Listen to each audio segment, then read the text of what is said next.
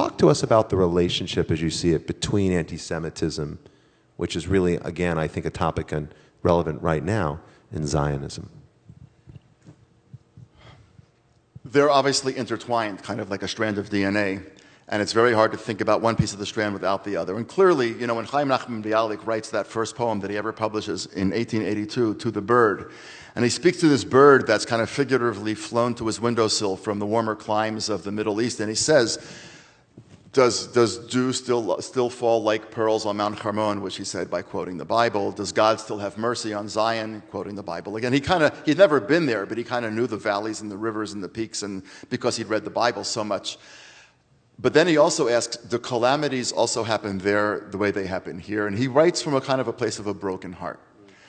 And that's why he becomes almost overnight a sensation. And Jabotinsky later said that it was Chaim Nachman Bialik more than anybody else who had the capacity with a pen to capture the soul and to describe the soul of the Jewish people. It would be nice to say that at a certain point Zionism moved beyond that, and it became its own thing without having to depend on or react to anti-Semitism. The tragedy of the world is that the world's never given Zionism an opportunity to do that. In other words, anti-Semitism keeps morphing. It's one of these strange viruses that morphs a lot, and they have the virus, and we die from it. But it's it's really true.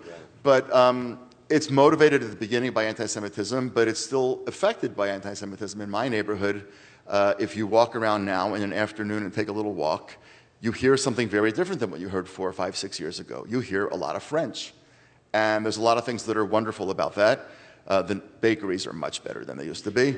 And it's a gorgeous language, but it's sad and it's sobering because you hear the French and you realize the Jews are fleeing Europe again.